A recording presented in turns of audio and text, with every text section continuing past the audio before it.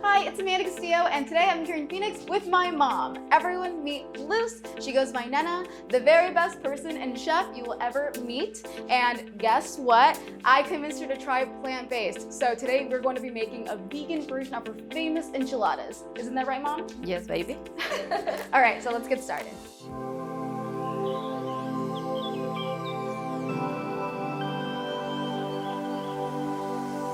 So, Mom, do you love being in the kitchen? ¿Te encanta estar en la cocina? Me encanta. Mi lugar favorito. ¿Qué son tus favoritas cosas de cocinar? Ay, enchiladas, sopes, pozole, tacos, tamales, de todo. Everything Mexican she loves to cook. And what was your reaction when I went vegan? Porque dije, ¿y qué le voy a cocinar? Yo no sé cocinar vegano, nada. Puro mexicano. Entonces no estabas muy feliz.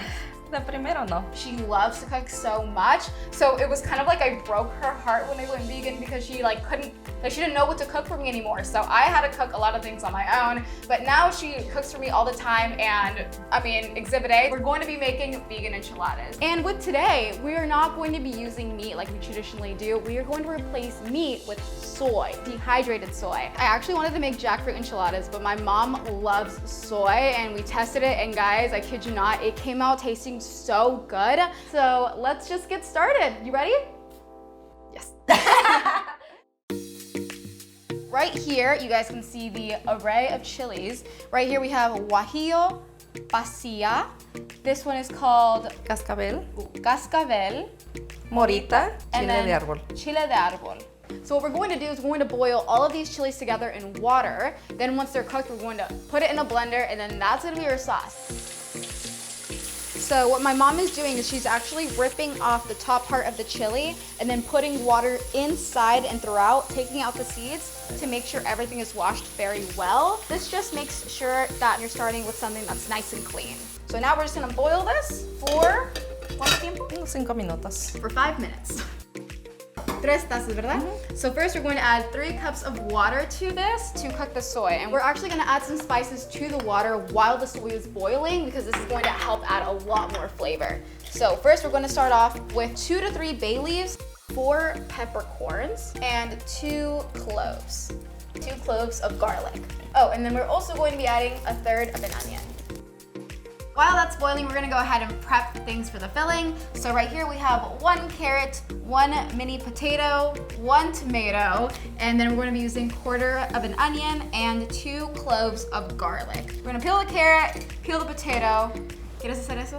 Sí. My mom's much better at it than me, so I'm gonna let her take charge. Ten, lava este. Okay, I will wash. While my mom finishes chopping, I'm going to add the soy to the boiling water. This is 2 cups going into 3 cups of water. This should be enough to fill about 12 enchiladas. Or if you're a snacker like me while you're cooking, maybe 10 if you're lucky. So now I'm gonna get started to blend up everything to make the chili. So I'm going to grab these that have just finished cooking. And we're going to add everything in here, including the water. 1 garlic clove, and then 1 small piece of onion. I would say this is about like 1/8, 2 of these cloves, whole cumin seeds, 3 peppercorns, and 1 teaspoon of oregano. 1/2 teaspoon of salt, but this is gonna vary depending on how salty you guys like your food. I like my food pretty salty, my mom does not, so we're gonna start off with 1/2 teaspoon. Time to blend.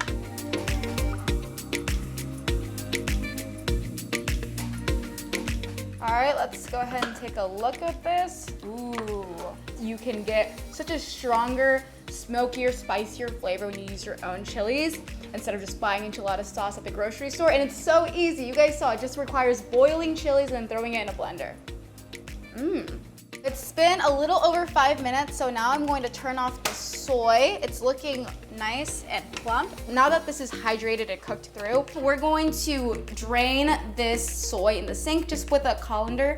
And on top of that, we're going to pull out the bay leaf, the peppercorns, the onion, any pieces that we're not going to include in the filling. Just make sure all of that extra water is squeezed out. We're going to pan fry this in some hot oil, and that'll help give it a very great texture, and it'll also help cook out some of that water and give it a nice chewier texture that meat would normally have. So I'm gonna let this sit, and in the meantime, we can go ahead and cook our chili. So something that I learned through my mom, and something that's actually very traditional, is you heat oil on a pan and get it super hot, and then you add in the chili, and it gives it such a nice flavor. How long? 5 minutos. 5 minutes. So it's now time to cook and start the filling. Start off by heating up some oil on a medium-sized pan. My mom likes to cook the onion and the garlic first. We're gonna let that cook for about 30 seconds until the onions get translucent and the garlic starts to get a little golden. Now we're ready to add the tomato. So at this stage, my mom also likes to add pepper. This, I don't really measure. We just like to add as much as we want, a hefty amount, because I am such a pepper fan. And then she traditionally uses chicken seasoning or bouillon, I think it's called. But since we're making vegan, I'm a fan of garlic salt, so this is what we're using. And the chili, how's it looking? Is it ready? Sí, ya págale. Ooh, this looks good. Now we're gonna go ahead and add everything else. Once everything is added in, I'm gonna go ahead and add the soy as well. To add more flavor, my mom likes to add some of this enchilada sauce. So this is 3 tablespoons. Should we taste it for salt or later? Sí, pruébala. Here you go. Oh, cheers. Perfecto, ¿verdad? Sí, ya nomás tápala. We love how strong it is with the salt, so we're just gonna cover it now and let it cook for 3 more minutes.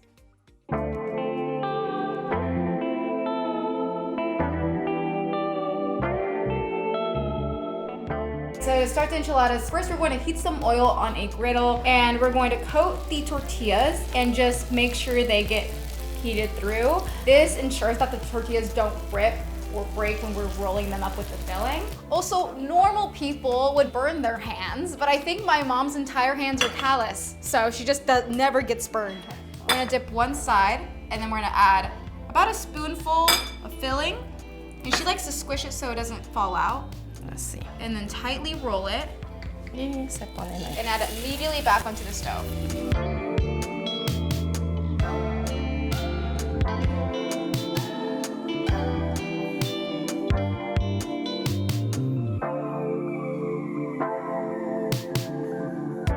This is like by far my favorite way to eat enchiladas instead of just baking them in the oven. With this, it just tastes kind of like a taquito, but with the enchilada flavor. It's amazing.